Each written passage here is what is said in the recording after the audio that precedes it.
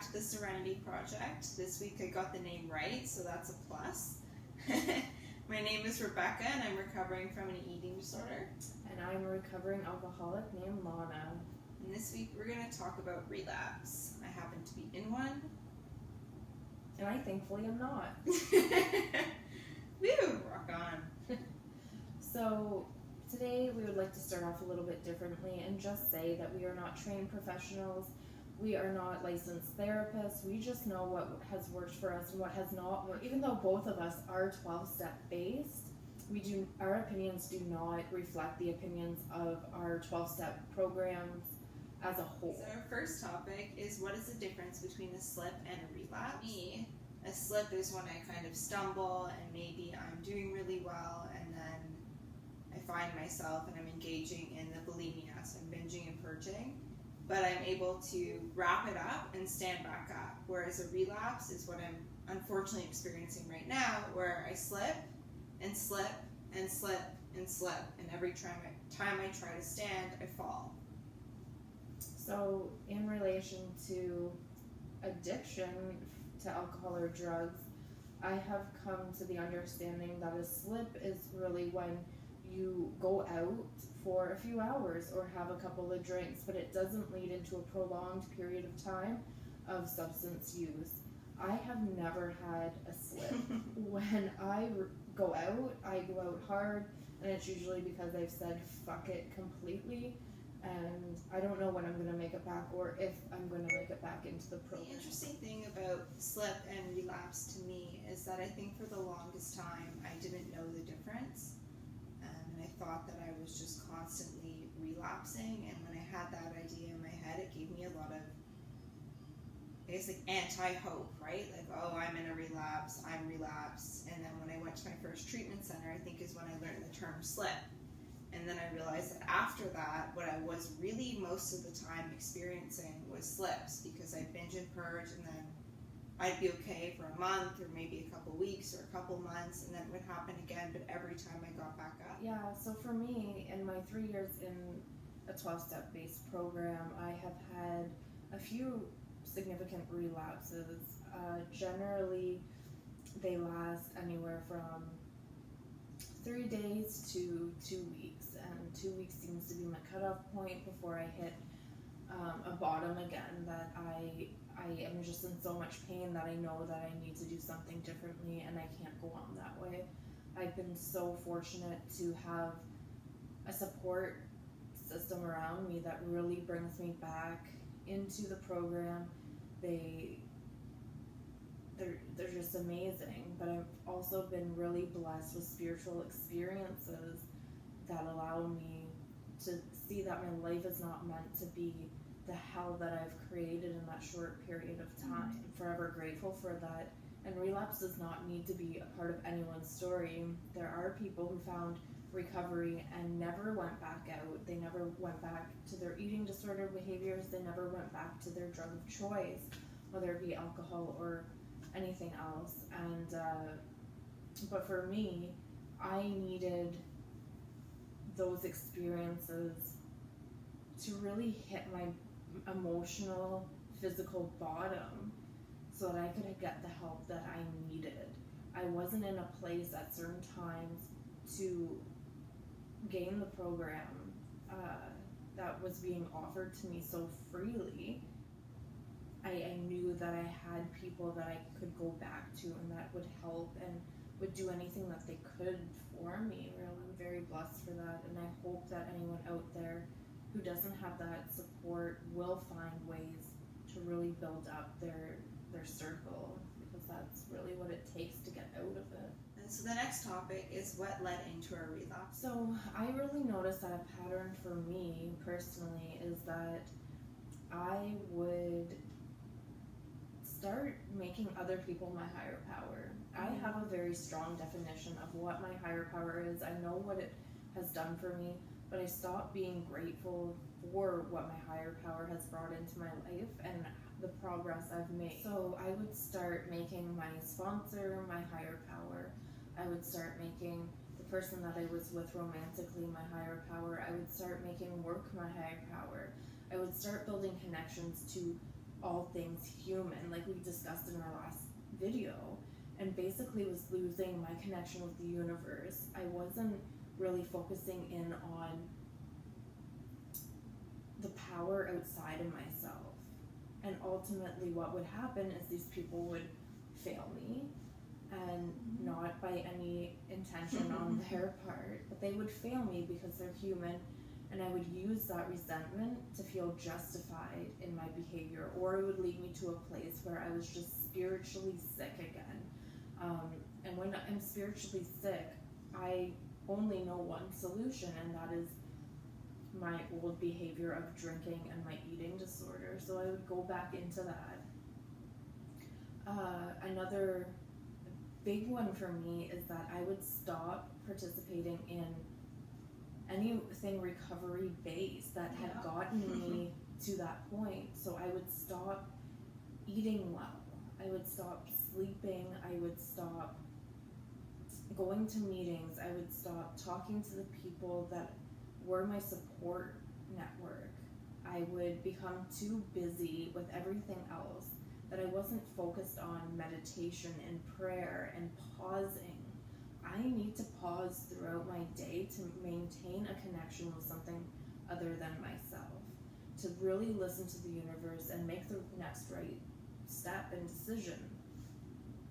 That is the first thing to go for me. And then from there, my steps start falling off, and then I am falling down 3, 2, 1 again. Right? I'm wiping out at the bottom. Yeah, for me, I feel like, firstly, I can't even remember what spawned my first big relapse after I left my first treatment center, and I think it was honestly just going back to our session from last week. I stopped doing what works when it's working, and that leads me back to the same behaviors every single time. My second big relapse was after I was in a car accident, and basically like everything that I used to cope, that I had gained from my treatment center, happened to be physical. I loved biking, I loved rock climbing, I loved crocheting and playing the ukulele, and everything required, unfortunately, 2 arms. And after my accident, I only had access to 1 arm for many, many months, and I felt debilitated and crippled, and I couldn't use my coping tools. And one big thing I learned from that was I cannot have an arsenal of only physical things. Like, that's not effective, because there will be times where I don't have that as an option, and I didn't have myself prepared. I really believe that mental relapse comes way before the actual physical relapse. I become, like they say in our 12-step program, discontented, irritable. And what's the other Restless. one? Restless. Yeah, me all the time. Put me in front of a camera and I forget the basics. But I'm just always in a rush. I'm always looking outside of myself for that next thing that's going to make me happy. I become material obsessed, money obsessed, and I start doing those things instead of really focusing on how I feel on the inside. If I focus on how I feel on the inside, there's no way that I'm going to relapse, because I can adjust my path accordingly if I know what's going on internally. But if I'm just rushing through things to make the next paycheck, to do the next thing on my own self-will, it's not going to work out. And once again, I'm going to become irritable, restless, and discontented, and all bets are off. I'll probably have a bottle of vodka in my purse in the next month, right? Another thing I feel like for relapse for me, like speaking this time around, was losing sight of, firstly, of the things that worked, right? Like, one thing I used to pick myself back up was positive affirmations and motivational videos every morning, and daily goals, and calling people, and being part of an active recovery community. And when I lost all of that, not for any reason this time, but just because I stopped and I got caught up in the doings of my daily life, I fell down. And so typical things that I was previously able to cope with, like family trauma, relationship issues, going back to work, like all these things came and hit me head on, and I just wasn't prepared.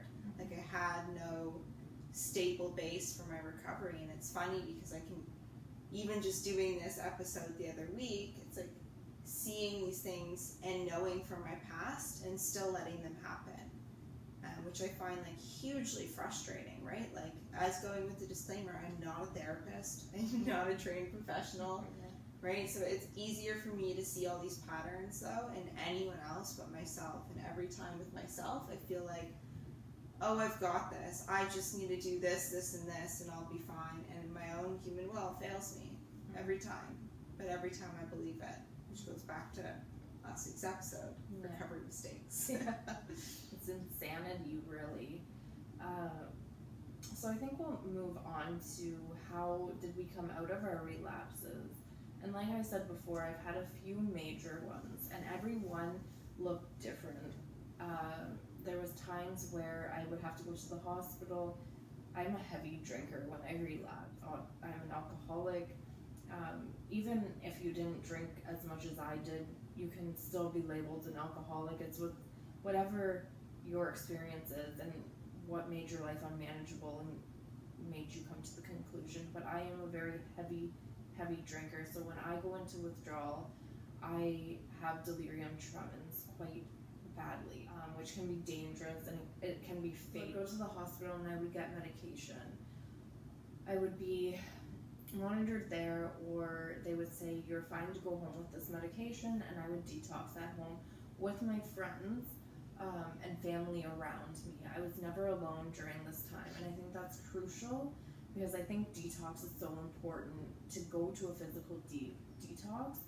I never did that, but I can see the benefit in it. So if you're out there, please don't be scared to go to a detox.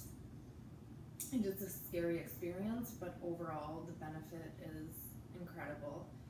I also hit a point, my last relapse, where I did not go to the hospital for medication because I was so sick of the cycle that I was in. I did not want to go to the hospital and then end up drinking on the sedative and doing these crazy things because I couldn't stop. I needed to have the surrender in me to just stop.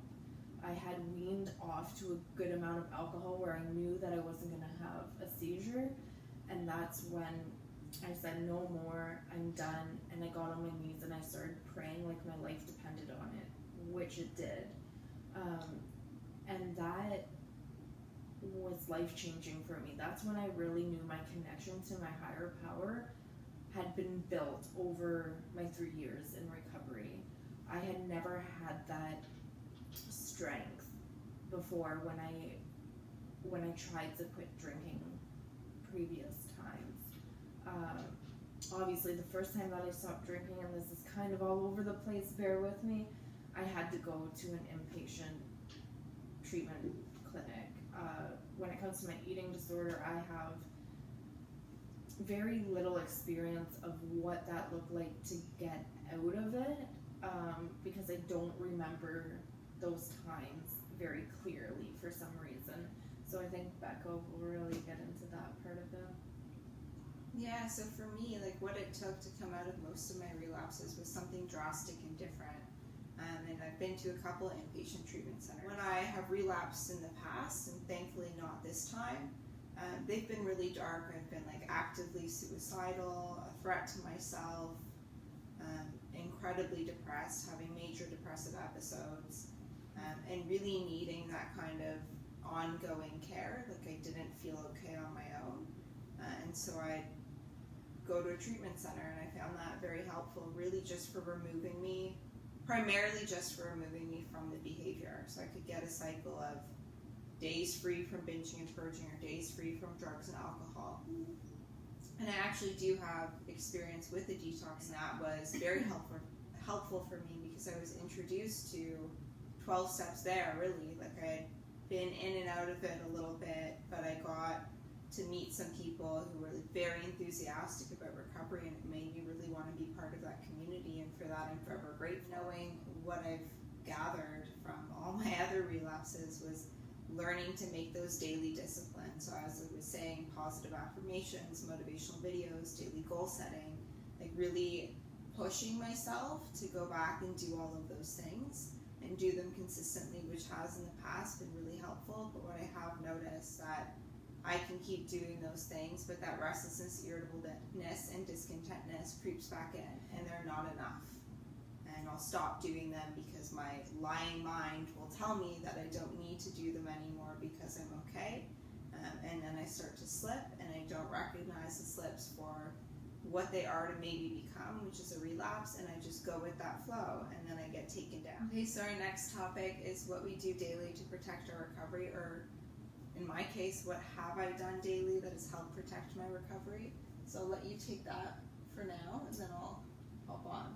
So I have a routine, like we talked about earlier, of what works for me. I wake up, the first thing I do is I do a gratitude list.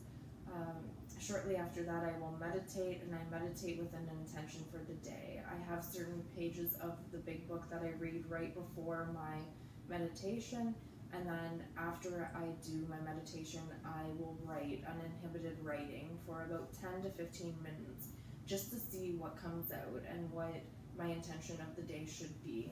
Generally, I will keep that writing with me. These days, I write my prayers just because I feel like they have more meaning, and I can really track my progress as well. I really remember throughout the day to pause. I have certain readings that I do. I love the St. Francis prayer, and just things that remind me to pause when agitated or when I feel like I'm trying to live in my own will again. I will stop and pray a lot, and I'm in early recovery again, and praying in the moment is a huge thing. I also take inventory, personal inventory, constantly throughout the day. I look at where my defects are coming out and what I can do to really make sure that they don't come out anymore during that day. And then at night, I kind of wind down with the same thing. I do the prayer, meditation, intention setting. I do a personal inventory of my day. I really focus in on 2 incidents, and then I will write about whether I was selfish, dishonest, self-seeking, and I just look inward and see what's coming up for me. But that also allows me to analyze what I'm doing correct, and I think that's a huge part of this, is to really reward ourselves and pat ourselves on the back for the things that we are doing very well at any given time. And of course, it's going to change, and we're going to have new defects come up, and it's going to be wild. It's going to be a wild journey. But eventually, I think we all live on a better spiritual plane as a result of doing simple routines. I could have added in that I do try to stay active. I find that's very important because I am an insomniac at heart. I do not sleep at the best of times. I try to eat well. I have times where I don't obviously eat well. I've gained a ton of weight during COVID, and it has nothing to do with slipping back into my eating disorder. It's just things have changed. So diet and exercise play a huge role in my recovery as well. Take it away, Becca. Okay, so the funny part is I listen to Lana speak, and my head goes, oh, that, like all of that, that's a lot. I don't ever want to do that. And I've battled with this so many times in recovery. Is my head goes, oh, well, recovery's a lot. Like, that's going to be really challenging. Maybe you should just stick with the disorder, because it's as challenging as it is and as uncomfortable as it is, it's familiar. And that discomfort is familiar. And that's my biggest fear with recovery. And I think often why I keep coming back to the disorder is that, like, alcohol or food or binging, purging, whatever it is not the problem. Like, that's the solution to my problem. And so going into recovery, I'm forced to have to look at my problems. And I have done everything in my power to not look at my problems for about 8 years strong. Right? So it's a very overwhelming thing, and I think whenever I start coming close to that, I panic, and I have to, the last couple of days have said to myself, okay, Becca, like, are you going to stand up and do literally whatever it takes, or are you going to live in this disorder forever? And like the pains and the ins and the outs of it every day, and the misery and the desperation, and just feeling like a sack of shit, for lack of a better term. Right? Like, if you're someone watching this in a relapse right now, I know you know what I mean. Like, it's a horrible, horrible feeling, and I'm sorry that I've made light of it. Because it's really not a light thing, and this is a very, very challenging thing for me to talk about this week, especially because I'm in the thick of it right now. And there's so much I've wanted to say, and I'm blanking out hardcore this whole episode because it's done well, guys. Thank you. Because it's super overwhelming, right? Like, I've never wanted ever anyone to know how I suffer, or what that looks like for me, or that I'm not strong-willed enough to get up and stand up and do the next right thing every moment. And so being vulnerable is something that I'm working on by doing this whole channel, and something that I feel is a signal to me of my recovery in ways that are a little bit less tangible than stopping the behaviors. So to actually answer the question, because I'm going on a little tangent here, what have I done daily? So what I'm doing daily right now to try to dig myself out of this hole, as I've mentioned in other episodes, is I've got a sponsor. I'm starting to work the steps. I call and I check in with her pretty much daily. Oh, really? I do that too. I got that part. Yeah, I pray morning and night, and before I eat my meals, and sometimes randomly throughout the day. I've been incredibly frustrated because I feel like in the midst of all of this, everything's gotten worse. And I'm trying to be compassionate with myself and know that when I'm lifting my sacred veil of protection, it's going to hurt, and it's going to be shitty, and that disorder is going to grab me and fight back. And it's trying to keep me safe, right? It's been trying to keep me safe. I don't even know from what half the time. Yeah. I really don't. It just doesn't even let me think about it. It's like the pot starts to boil and put a lid on it. Could be happiness, could be sadness, anger, frustration. I really don't know. But yeah, just getting back to those daily routines. Recently, again, I've started doing my goal list and listening to motivational videos when I wake up. Yeah, and I went on one meeting. One is a start. Yeah, and then it's a struggle. It's a daily struggle, and I think the biggest change for me has definitely been the introduction of prayer and trying to sit down and get quiet. Fair enough. I think it's kind of funny, in a not like haha way, that our brains will tell us that recovery takes too much time and too much work, when really the things that I do for my recovery take up maybe 2 hours a day, sometimes 3 hours a day. And the disorder takes the entire day. Yeah, 24 hours a day. It's justified to us, but it makes no sense at all. So if you're out there, it really doesn't take your whole day. I mean, God consciousness does exist throughout your day, but all of these little pieces do not take up 24 hours of your day like your addiction will. Yeah, it's just the familiar discomfort, right? It's really right now about pushing myself through that and saying it's really gonna suck for a while. I'm going to feel uncomfortable accepting that, and I've been praying for a lot of willingness to be willing to carry forward, because my options are go through a couple months maybe of discomfort, or an entire life of mild to moderate to severe to deadly discomfort.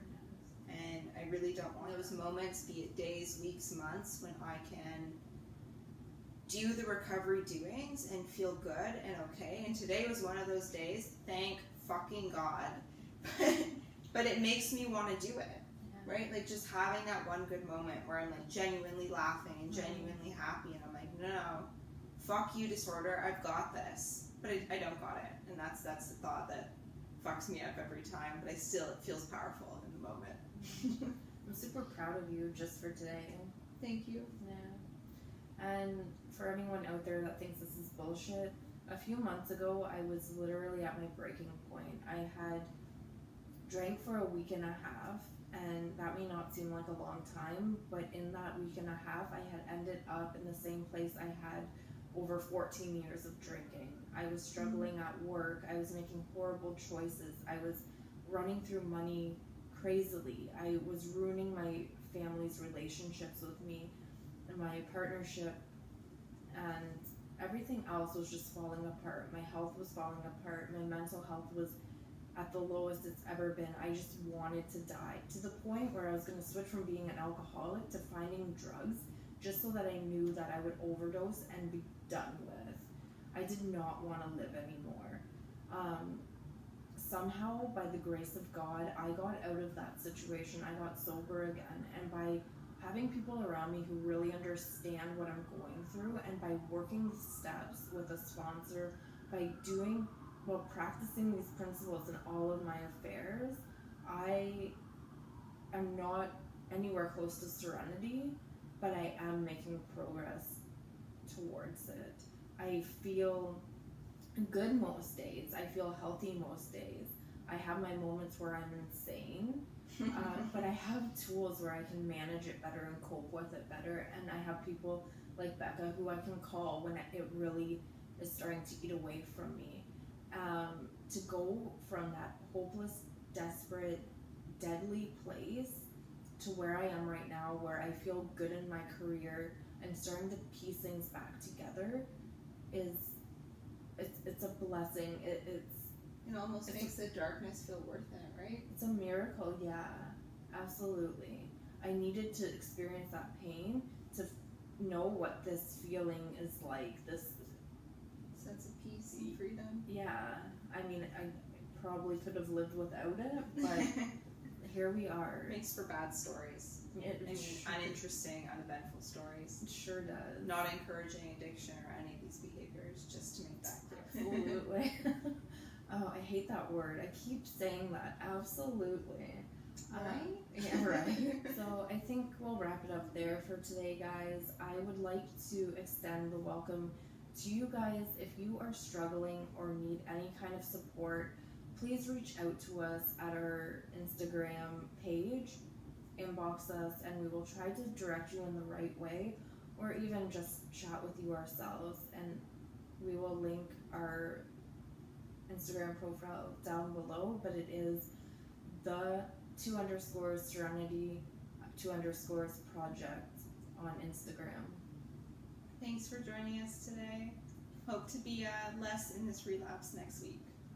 Take care, guys. Leave a comment and subscribe to get our future videos on time.